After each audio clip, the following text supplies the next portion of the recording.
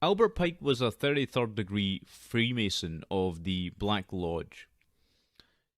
He was also a Grand Master and creator of the Southern Jurisdiction of the Masonic Scottish Rite Order, and published a book called Morals and Dogma of the Ancient and Accepted Scottish Rite of Freemasonry in 1871. In the same year, Pike wrote a letter to Giuseppe Mazzini. Now, Mazzini was an Italian revolutionary leader of the mid-1800s, and he was also the director of this very shadowy organization called the Illuminati, which did exist once upon a time. The letter itself is dated August 15th, 1871. And it graphically outlines the plans for 3 world wars that were seen as necessary to bring about the new world order. The text of the letter reads as follows. The First World War must be brought about in order to permit the Illuminati to overthrow the power of the Tsars in Russia, and of making that country a fortress of atheistic communism. The divergences caused by the agenteurs, that is, the agents of the Illuminati, between the British and Germanic empires will be used to foment this war. At the end of the war, communism will be built and used in order to destroy the other governments and in order to weaken the religions. The Second World War must be fomented by taking advantage of the differences between the fascists and the political Zionists.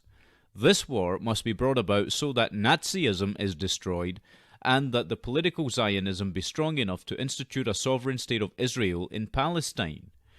During the Second World War, international communism must become strong enough in order to balance Christendom, which would then be restrained and held in check until the time when we would need it for the final social cataclysm.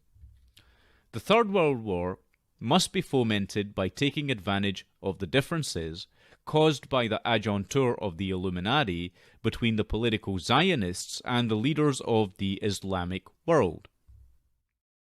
The war must be conducted in such a way that Islam, the Muslim Arabic world, and political Zionism, the State of Israel, mutually destroy each other. Meanwhile, the other nations, once more divided on this issue, will be constrained to fight to the point of complete physical, moral, spiritual, and economic exhaustion. We shall unleash the nihilists and the atheists, and we shall provoke a formidable social cataclysm, which in all its horror will show clearly to the nations the effect of absolute atheism, origin of savagery, and of the most bloody turmoil.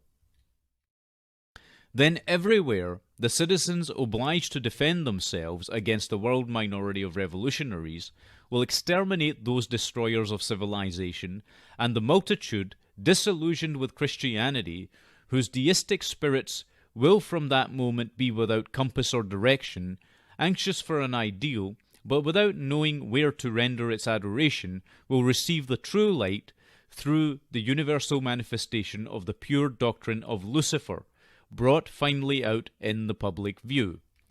This manifestation will result from the general reactionary movement, which will follow the destruction of Christianity and atheism, both conquered and exterminated at the same time.